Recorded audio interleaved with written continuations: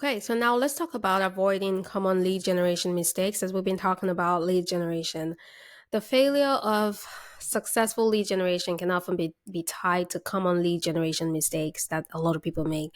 And being aware of these common mistakes is very important. And some mistakes are limiting your channels, failing to provide value, failing to connect, and failing to try. All of that you can avoid. Okay. And so we'll talk about that in this lesson. Although everything that I just listed is not all inclusive, but it's a great place to start.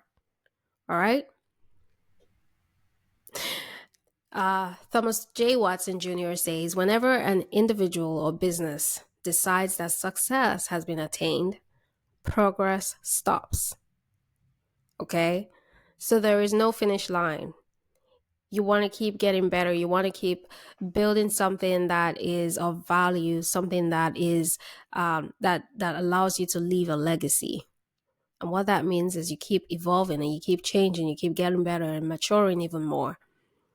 Okay? All right. So let's talk about some of these common mistakes, that people make when they're prospecting and generating leads. The first one is limiting your channels. That's a common problem that occurs in lead generation. While I know it is reasonable to invest in activities that have a history of success, you should never ever limit yourself. Try new strategies all the time because the marketplace is constantly changing. So, for example, don't limit yourself to traditional methods of finding prospects and generating leads. This will cost you exposure and potential customers. Likewise, limiting yourself to high tech channels means that you are overlooking avenues to new prospects. Okay? Another mistake is failure to provide value. We have already stressed the importance of providing value to prospects. Unfortunately, prospecting and lead generation is often relegated to the sales pitch. Now, people do not want to feel like they are being forced to listen to an individual who is only interested in their money. Failure to provide value will almost always result in potential customers tuning out your message. Remember to always provide value when you are prospecting and generating leads. Another common mistake, though, is failure to connect. Lead generation requires building relationships. We've talked about relationships a gazillion times, and we're not going to stop talking about relationships because they are so important. Failing to connect with prospects often occurs in the follow-up stage. Sometimes people forget to follow up, or you wait too long to connect. It is important to follow up within the first 3 days of meeting at the very latest.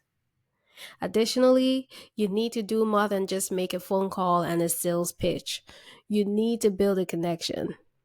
And this will create trust and help solidify the relationship, which will improve the chances of a sale. Okay? And the last is failure to try. Oh my God. I cannot tell you how many people are stuck here. Stuck at failure to try. I cannot tell you how many people are stuck here. This is a far too common mistake. We have already addressed making it a priority. Speaking of prospecting and lead generation. But some people refuse to even try. And I've met people like this who say, I don't want to feel like, I don't want the other person to feel like I'm just too salesy and I'm trying to get their money. So because of that, you don't even get them in conversation. How do you sell then? How do you sell? How do you get people to know what you can offer, what you bring to the table?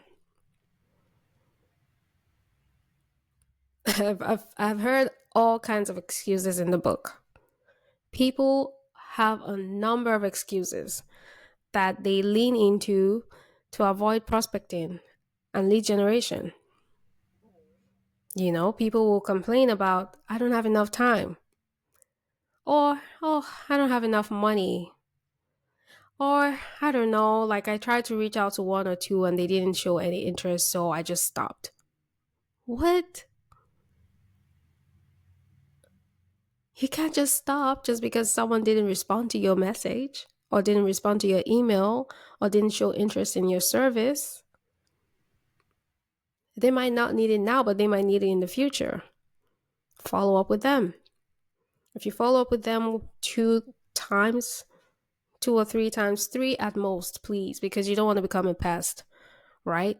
But if you follow up with them 2 or 3 times and no response, just let them know, oh, I get the feeling that you don't necessarily need this service right now, but I would like, if you were ever interested, I would like to contact you again. I'll connect with you again. Then give it a few more months, right?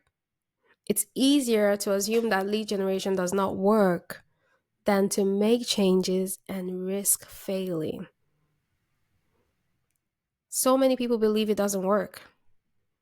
And so because of that, they use that to justify their staying in one place and refusing to talk about their service or prospect.